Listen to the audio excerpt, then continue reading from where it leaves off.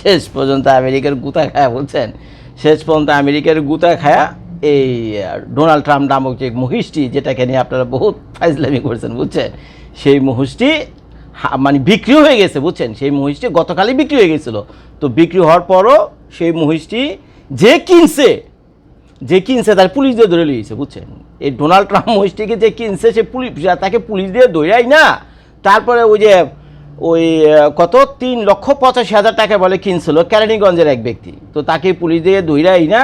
তারপরে এই যে গরু যে বিক্রেতা, ওই রাবেয়া অ্যাগ্রো ফার্ম না কোন জায়গায় কি যেন নাম, ওই যে নারায়ণগঞ্জের, তো তারও ধরে আনছে পুলিশ দিয়ে, ধরেই না যে কিনা কিনছে যে কিনা বেচছে দুজনের সামনাসামনি খাড়া করে ওই যে 3,85,000 টাকা দিয়া যে কিনে কিনছে কেরানীগঞ্জের, তো তাকে কি করছে, তার টাকা সাথে সাথে তাকে ফেরত দিয়ে দিছে।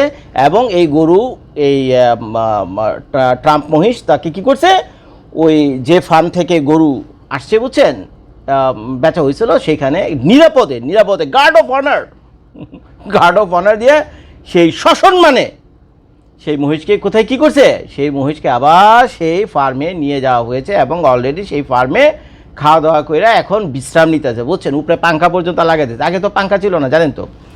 এই ডোনাল্ড ট্রাম্প নাম সদৃশ যে মহিষটা নিয়ে সারা দুনিয়া মানে তোলপাড়, সেই মহিষটার মাথায় কিন্তু ডোনাল্ড ট্রাম্প নাম হওয়ার আগে তার কিন্তু মাথার উপরে পাঙ্খা ছিল না, কিন্তু পরে দেখলাম তার মাথার উপরে পাঙ্খা পর্যন্ত লাগিয়ে দিয়েছে।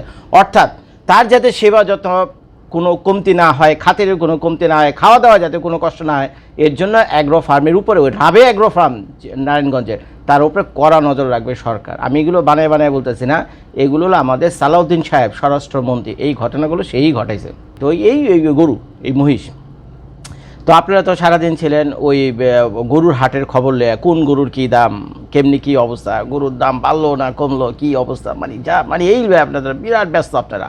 তারপরে ওই যে মেট্রো রেলের নিচে গরু হাট বসাইছে, তো সেটা নিয়ে একটা ভিডিও করছে, আপনারা তো ভাই শেয়ার আর কমেন্ট করে ফাটাই ফেলাইছেন, থ্যাংক ইউ ভেরি মাচ আপনাদেরকে বুঝছেন।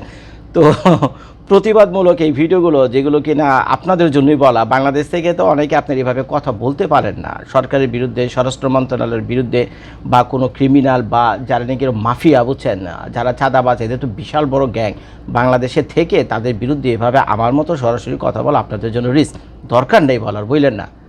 আপনাদের জীবন খাতরার মতো পড়ুক, আমি এটা চাই না বুঝছেন, এটা করা ঠিক হবে না, আপনাদেরও বউ বাচ্চা কাচ্চাদের দরকার নাই। বরঞ্চ এই ধরনের কোনো অন্যায় অপরাধের কোনো কিছু থাকলে আপনি আমার কাছে পাঠিয়ে দেন, আমি নিউজ করে আমি আপনাদেরকে বলবো পুরো ঘটনা বুঝছেন। যদি কেউ যদি এক বাপের পোলাও হয়ে থাকে, মামার জন্মের না হয়ে থাকে, তাহলে ওই আইসা যাতে আমেরিকাতে আইসা আমার সাথে যাতে পাঙ্গাল হয়, আমি তো বাংলাদেশে যাবো না, আমার সাথে আইসা যাতে আমেরিকাতে পাঙ্গালে বলে দিয়ে। তো যাই হোক, এখন এই ডোনাল্ড ট্রাম্প নামকরণ যখন তারা করছিল, গরুর মালিক এবং তার ভাই মিলা বলে ডোনাল্ড ট্রাম্প নামকরণ করছিল, তো তারা হয়তো প্ল্যান করছিল বা ভাবছিল, প্রথমে এত কিছু ভেবে তো করেনি, মনে হয় যখন গরু ভাইরাল হয়ে যায়, নিউ ইয়র্ক টাইমস, তারপর AFP, Reuters, Times of India যখন নিউজ করে, গালফ নিউজ যখন নিউজ করে, তখন তারা ভাবছিল খাইছে আমারে, ডোনাল্ড ট্রাম্প তো বেশ ফেমাস হয়ে গেছে, আর যেহেতু এই ডোনাল্ড ট্রাম্পের মতো দেখতে এই গরুটা, তো নিশ্চয়ই ডোনাল্ড ট্রাম্প এই ব্যাপারে একটা স্টেপ নেবে হয়তোবা। এখন কুরবানি জিনিসটা যেহেতু পশ্চিমারা একটু খারাপ দৃষ্টিতে দেখে, কারণ প্রকাশ্য দিবালোকে একটা প্রাণীকে এরকম কাহিনী করবেন আপনারা, যে কোনো সুস্থ মানুষের পক্ষে এগুলো দেখা এবং মেনে নেওয়া খুব কঠিন, এটা সত্যি কথা। তো যাই হোক, এটা আবার আমাদের ধর্মীয় রীতির আওয়াজ, আমরা আমাদের মতো করে করব। তো এখন তারা ভেবেছিল গরুটা ভাইরাল হওয়ার পর যে ডোনাল্ড ট্রাম্প নিশ্চয়ই তাদের উপর সুনজর পড়বে, অন্তত যাই হোক। তো ডোনাল্ড ট্রাম্প হয়তো বা ভেবেছিল যে যাই হোক এক কাজ করি, তো তারা হয়তো ভেবেছিল যে ডোনাল্ড ট্রাম্পের যেহেতু নজরে পড়ে গেছে অলরেডি গরু, এতগুলো ইন্টারন্যাশনাল নিউজে এগুলো প্রচার হয়েছে, তো মনে হয় এই গরুটাকে কোনোভাবে তারা বাঁচিয়ে দিবে না, গরুর মালিককে পুরস্কৃত করবে, এরকম একটা স্যাম্পল সারা বিশ্বের দরবারে দাঁড় করানোর জন্য হয়তো তারা এটি ভেবেছিল। কিন্তু না ভাই, এই মুহূর্তে যখন আমি ভিডিওটা করছি, গরুর মালিকের সাথে হোয়াইট হাউস থেকে কোনো রকম যোগাযোগ করেনি, কিছু করেনি, তারাও তামাশা ফাইজলামি করছে গরু নিয়ে।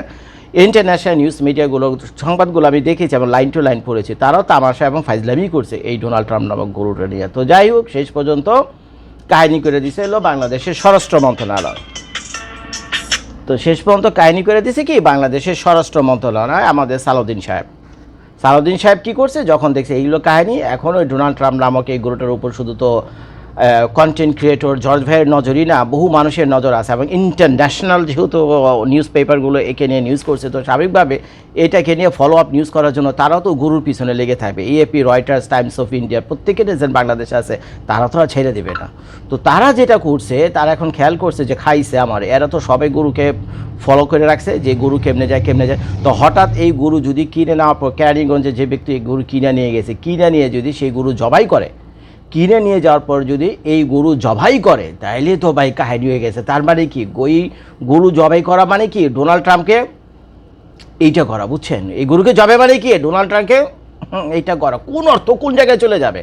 আর যারা নাকি ইন্টারন্যাশনাল মিডিয়া থেকে নিউজ করতেছে, তারা তো বাংলাদেশে ভালোর জন্য বলতেছে না, বাংলাদেশকে ফেমাস বানানোর জন্য, যা বাংলাদেশকে ফেমাস বানায় বালাৎকার করার জন্য তারা এই নিউজ করতেছে। বুঝেন এটা আপনারা? আপনাদের লুঙ্গি বাহিনী আপনারা কী বললেন ভাই? মানে একটুখানি চোখ বন্ধ করে ভাবেন, তাহলে আপনি বুঝবেন বাংলাদেশকে এই ইন্টারন্যাশনাল নিউজ এজেন্সিগুলো এই গরু নিয়ে নিউজ করে বাংলাদেশকে ফেমাস করতেছে না, বাংলাদেশকে ফেমাস করা বালাৎকার করে দিতেছে, বুঝছেন? তো এখন যদি এই গরু কুরবানির দিন কুরবানি হয়ে যায়, এর যে বিভৎস দৃশ্য, বিভৎস এই রক্ত মাখাটা, আস্তে করে বলি, ফেসবুক ইউটিউবের ভিডিও তো হালা, ইউটিউব হালা বা কান দিয়ে ভালো করে শুনে কী কই না কই, তারপরে কমেন্টে গাইডলাইনে দেয়। তো যাই হোক, এইসব দৃশ্য, ভয়ঙ্কর দৃশ্য, একটা গরুর কাহিনী হওয়ার পর কী হয়, ভয়ঙ্কর কাহিনী হয় না? চারদিকের অবস্থাটা তো দেখেন, গরু কী করে না করে বুঝেন তো আপনারা, চটপট কেমনে করবে। তো এই সব ভিডিও টিডিও যদি বা ছবি টবি যদি তাদের কাছে যায়, এবং তারা যদি আবার ফলো আপ নিউজ করে যে ডোনাল্ড ট্রাম্প নামক গরুটার সাথে এই কাহিনী হচ্ছে বাংলাদেশের, যার সাথে মানে ট্রাম্পের একটা সিম্বলিজম যদি ওরা এখানে দাঁড় করে, তো বাংলাদেশে তো গায়া, বাংলাদেশ তো গায়া, তখন কোন নিউজ কোন জায়গায় গেছে?